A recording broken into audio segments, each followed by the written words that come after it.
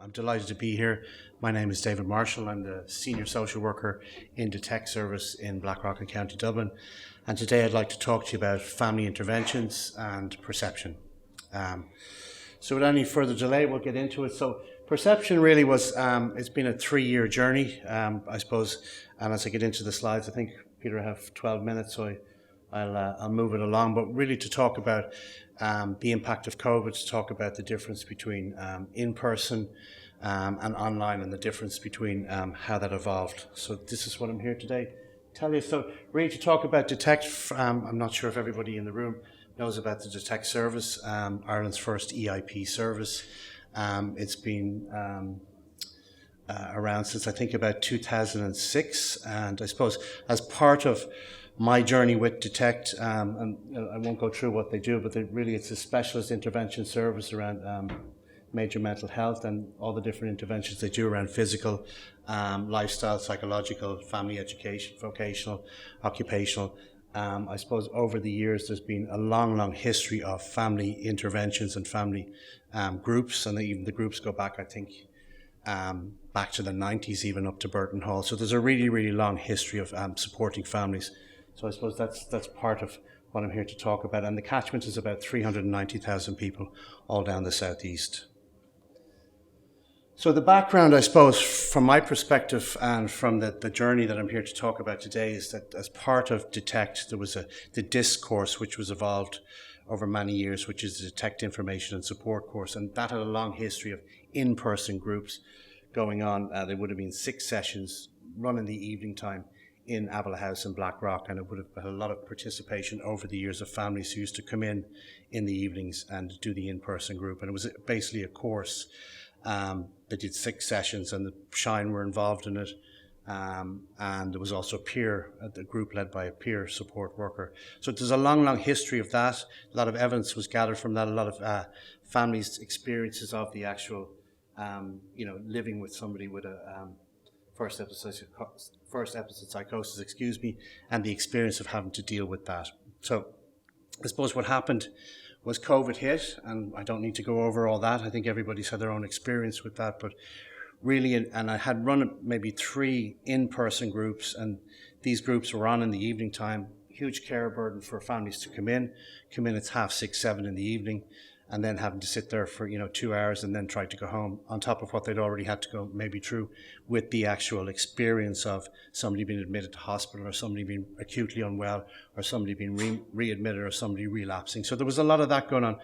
So I suppose we had to figure out as a service how to continue to support families and how to keep the continuity with the services. So this is really what happened. So in March 2020, when we actually got shut down from seeing people in person, I suppose I got together with the psychology department in Clonmara. I got together with Mary and Emer Coonahan at the time, and I got together with 4 APs and then Donald O'Keefe. And over the summer of 2020, we developed what became known as perception. And really what happened was we evaluated the 6 in-person groups, and we refined the thing down to actually 4 online groups. And what we basically had to do was to go through all the slides and think about bringing something new to the table, bringing something that we could put online, condensing it, refining it so that we could keep people's attention, and we could also make it viable and really present the evidence. So I suppose that happened over the summer of 2020, and we refined it down to the 4 sessions. I think the biggest thing for me was having, maybe been doing this on and off for about 20 years, was I would have been an advocate for in-person groups, in-person sessions. So for me, I had a lot of anxiety about going up online. The groups themselves were really big over the years. So the last group I did, I think, had 18 people in one group and 15 people in the other group, and we did 2 concurrently before we shut down. So you would have had a lot of people that would be going up online. So how do you support them? How do you manage that? How do you manage telehealth? How do you manage the anxiety you might have about being online, presenting, because it's very much face-to-face with people. So we got funding for large monitors, which was really, really important. So I got a 34-inch monitor and a 24-inch monitor, so I can present and I can also see the group at the same time. So that was a really key thing, was actually getting the hardware and the software to present it.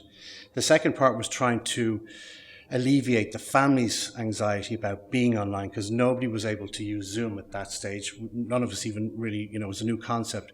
So what we did was I would bring people in for an in-person session, all with the COVID restrictions, and we'd see them across the glass and do an individual session with the families and then talk to them about going up online. And then between myself and the APs, we would do coaching around Zoom. So this is how we managed to get people from in-person to, into a safe spot to where they could go up online. So that was the whole, how we managed the anxiety around that. So immediately something started to happen, and I suppose that's where we started to get more of a buy-in from people. And so we ran two groups at once, because there had been a huge wait list all through 2020. So we stopped doing in-person in March, and then we came back to online groups in September. So we had quite the wait list. So we ran two groups at the same time. So that's really the background. And I suppose those two groups, we had probably about 90% attendance, and we had all the families, this was their first experience of an online telehealth. This was our first experience of an online telehealth. And I suppose I remember having a conversation with Mary and Donald in the office maybe after the first 3 or 4 sessions. So we noted that people were engaging more. We noted that people were more comfortable. We'd see people tuning in with a cup of coffee. They'd be sitting on the couch. Some people would have their pets. And they were really comfortable about going on and off the camera, unmuting. They were comfortable about putting stuff up on the chat once they knew how to use Zoom. So we felt that there was something happening here that maybe we hadn't thought about, and they seemed to be more comfortable. They seemed to feel safe, and they seemed to ask questions. And because the way that we present the group is we do a PowerPoint, so we'd send the information to them ahead of time, so they'd have the questions ready, be very poignant questions. So straight away you'd be put through your paces. So we'd have 4 sessions. Myself and the APs would co-facilitate 3 sessions, and then the other session would be run by Mary and the 2 senior regists around the medical and biological. So we really, from that, we wrote a perspective piece on our experience of through COVID and beyond, and we got it published in the Irish Journal of Psychological Medicine. So from that, we identified the literature gap. Had only been previously 4 previous online studies about the delivery of telehealth. So we felt that we would need to do further study to try and capture what we were experiencing. So from there, we did a qualitative study based on thematic analysis, and I'll get into that in a minute, the methodology, but really these were the aims of the study. And I suppose in our experience in DETECT, and what we were trying to capture was, what were the main themes that were coming out for families? What did they really need?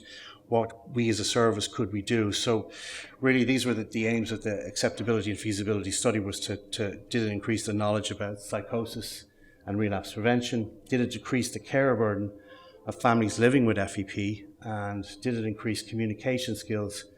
And were group members able to put these skills into practice? So really, really practical things, really 3 different things that we really want to see.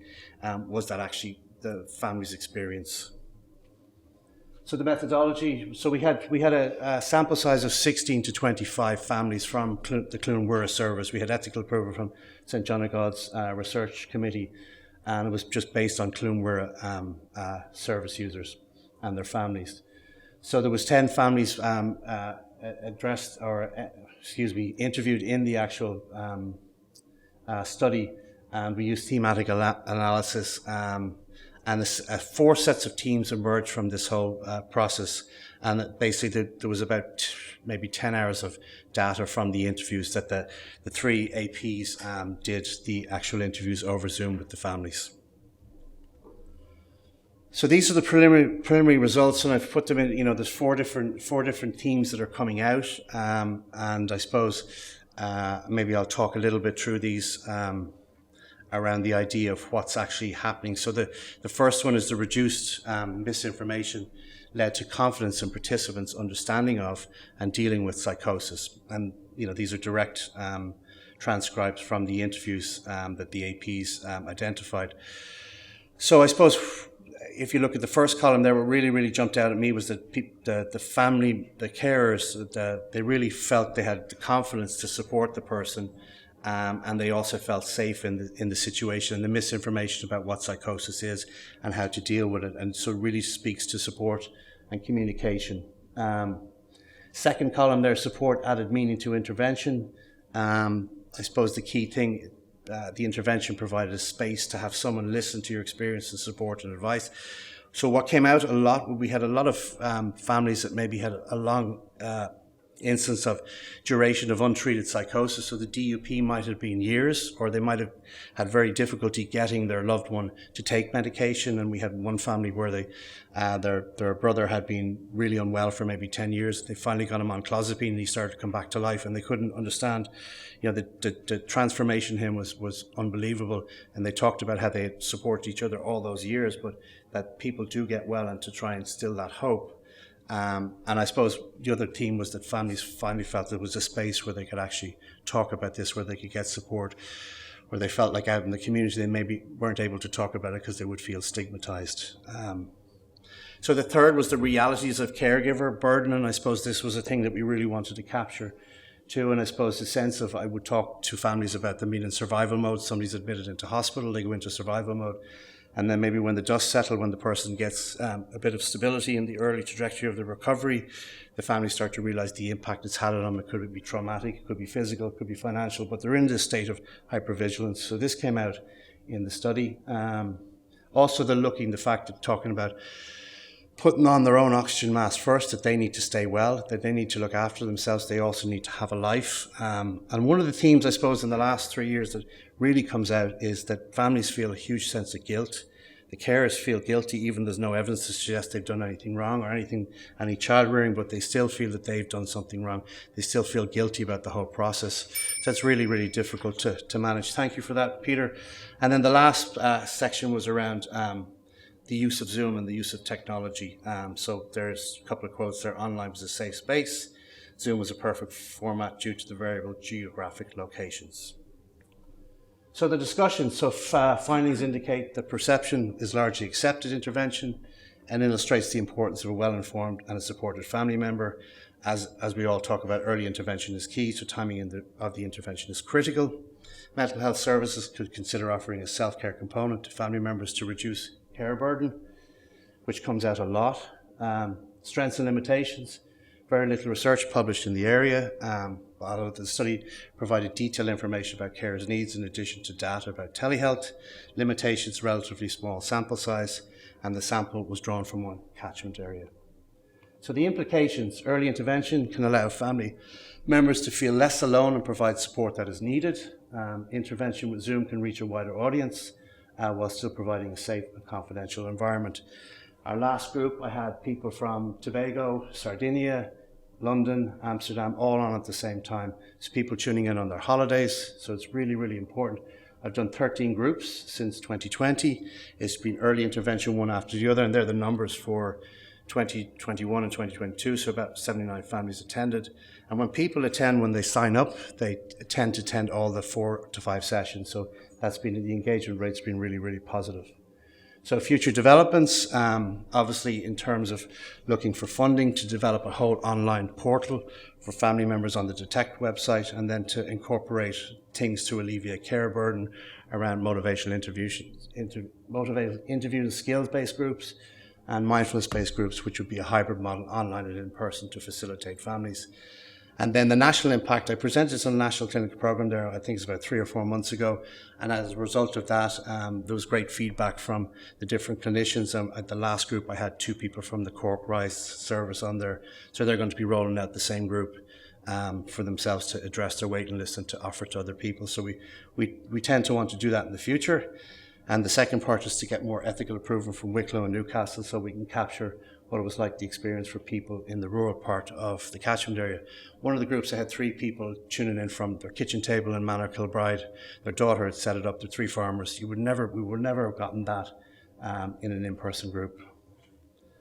Finally, I'd just like to thank all the families that attended. I want to thank all the families, particularly in the past few years, that I've worked with, and for agreeing to participate in the study, and They've been really, really important in this. They've been very, very vocal about this, and it's been really, really important to get to know them and to support them. And then I want to thank all the guys below, the three APs, Emily, Megan and Derval, and Donald for coming up with the acronym Perception, and also for his feedback and his knowledge and expertise, and also Professor Mary Clark for her knowledge and expertise and supporting this study as well. So that's it. Thank you very much for your time. Really appreciate it.